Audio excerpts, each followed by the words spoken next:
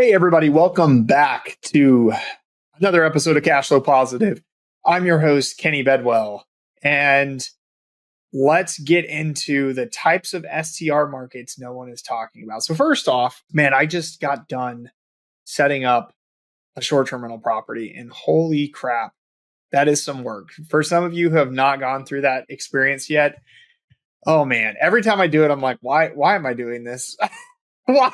Like, what was I thinking? Like, why did I think this is a good idea? So the property I did, we did a renovation on, a big renovation. And so you can imagine all the furniture is like, it's there already put together, thankfully. Well, for the most part, flipped over, covered in storage, in cloth, stuff's everywhere where it's not supposed to be. And this is a big 5-bedroom. And we had to put it all back in place, hang new art, decor, because we painted every bedroom and the entire house got painted. We redid the flooring. We added a bunch of some amenities, redid the kitchen, redid all the bathrooms. There's 5 bathrooms. Did a bunch of stuff. I mean, completely transformed the place where people can't even recognize it. We had to add new design and decor to it because it just didn't match what was currently there. We went with more of like a vintage look. And so anyway, so you can imagine we're rolling in with all this crap and trying to get it ready. I called Andrew Keller, who I've had on this podcast before. He's one of the best in the industry for photographers, and he could only come on Tuesday, the 18th of this week. And so the contractors weren't finishing the renovation until the Friday before.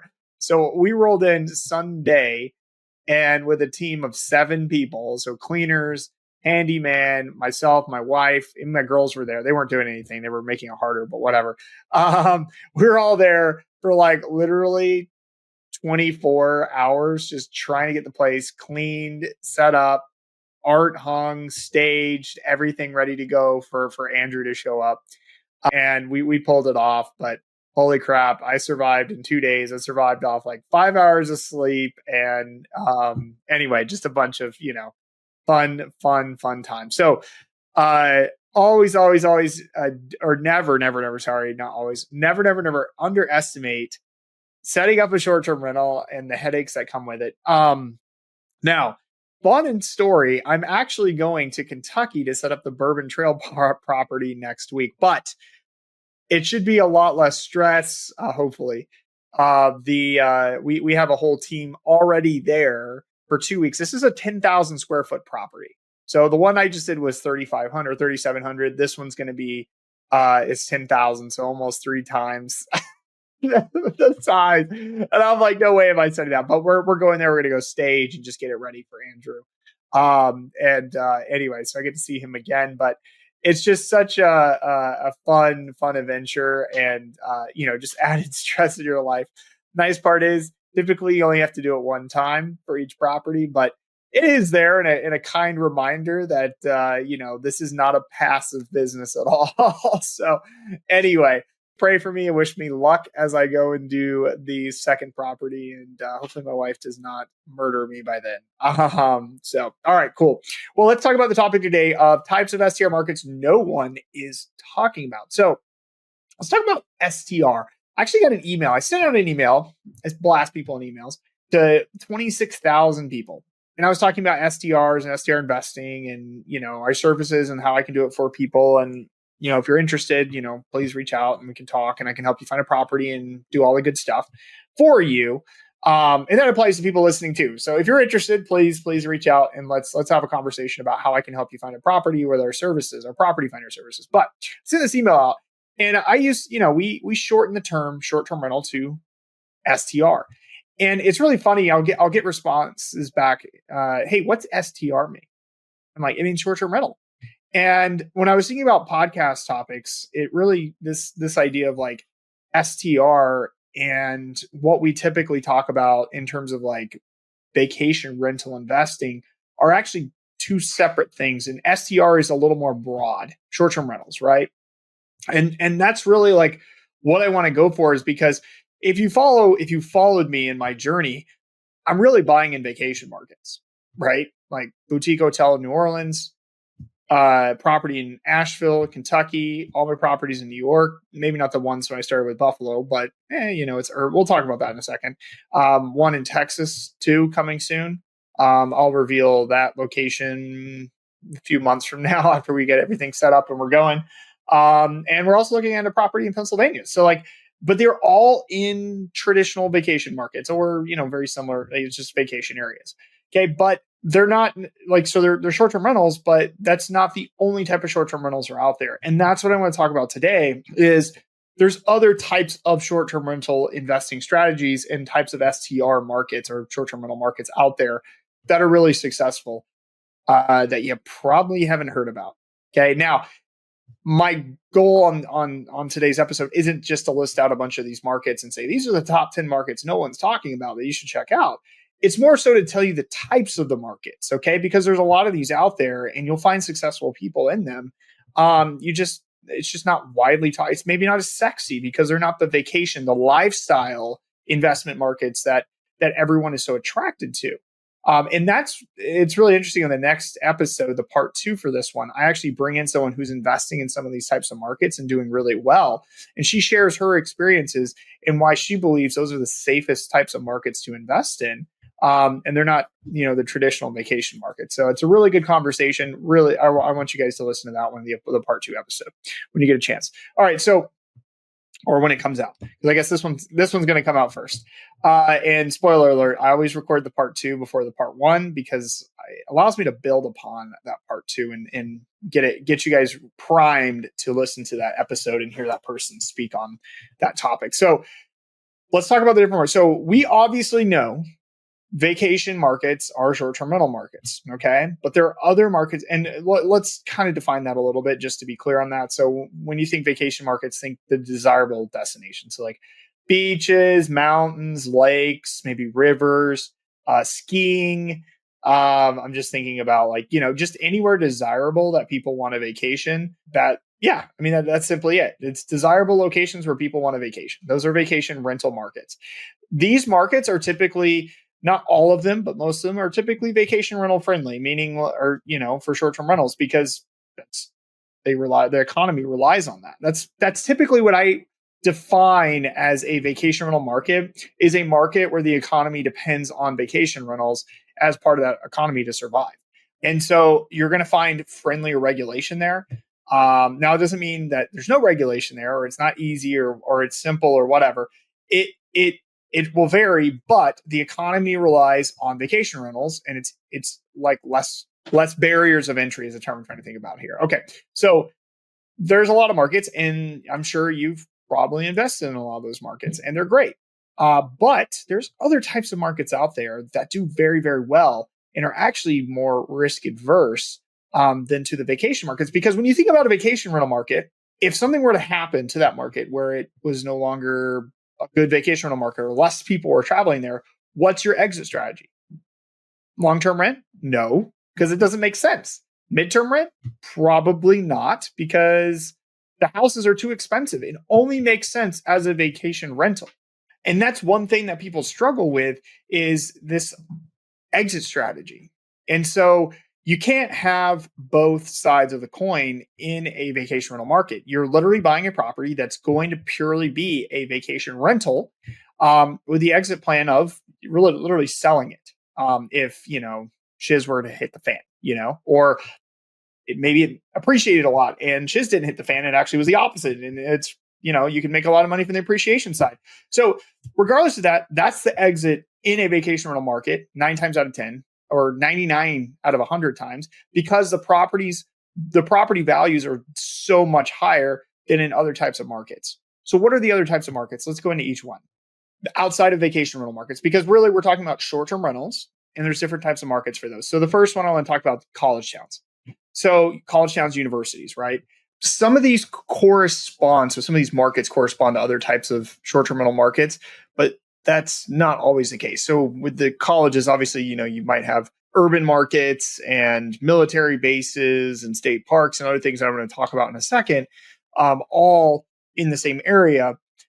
But there are specific college towns out there, especially like down south in the SEC country, for example, in Mississippi, Alabama, Arkansas, where the town is all centered around the college. Texas has a few of those, like Texas A&M, for example. And so, there's a place like that in the Midwest as well. And so, college towns are really interesting types of big short-term rental markets, not vacation rental markets, because you have graduations, you have people coming in for sporting events. Okay, it's not just football. There's basketball, there's swimming, there's all different types of stuff that goes on throughout the entire year.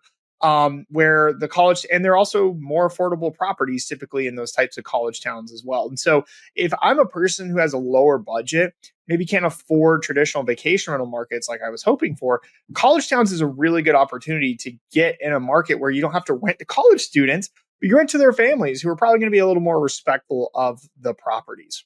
The next one I want to mention are military towns. So military towns are really, really good because you have families coming in for short-term rent and also mid-term rent.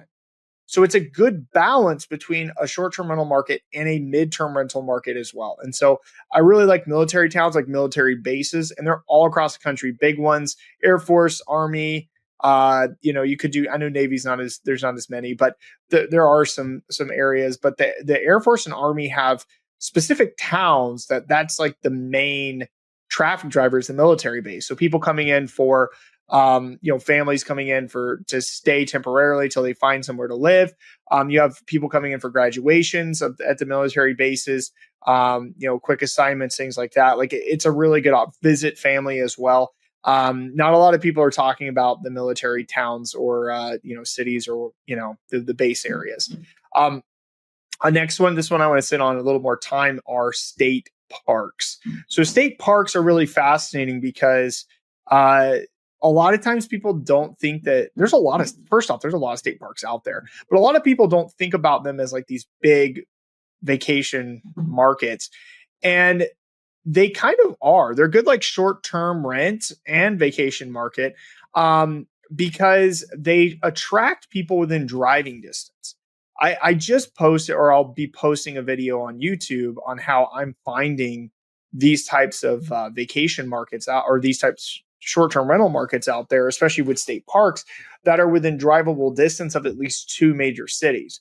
And some of these have blown up, especially in recent years because of COVID, and they actually aren't retreating in terms of the amount of demand and people still going to them. For example, I think of Logan, Ohio, Hocking Hills. I know that a lot of I like to pick on that market, but that's a state park market that blew up from people in Columbus and some of the surrounding Cincinnati, Kentucky, Louisville area, like Lexington.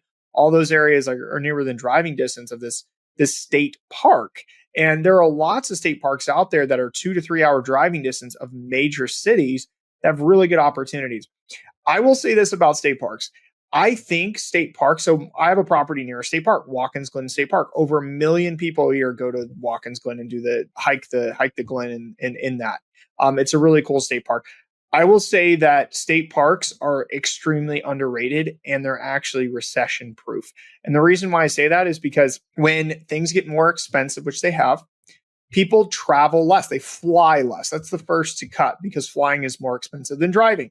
And so what do people start doing? They start driving to destinations around them 2 to 3 hours, 4 hours, maybe. They could go further, but we like to say with this 2 to 4 hour driving buffer, and they go to state parks. They camp, or they want to stay.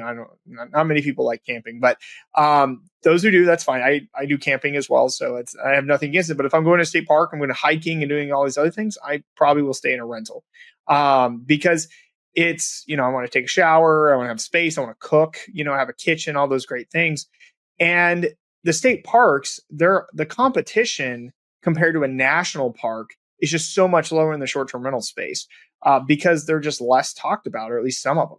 So when you're looking at state parks, always look for the traffic drivers. Is it year round? Is it seasonal? Because if it is seasonal, you're going to have a very, very seasonal rental.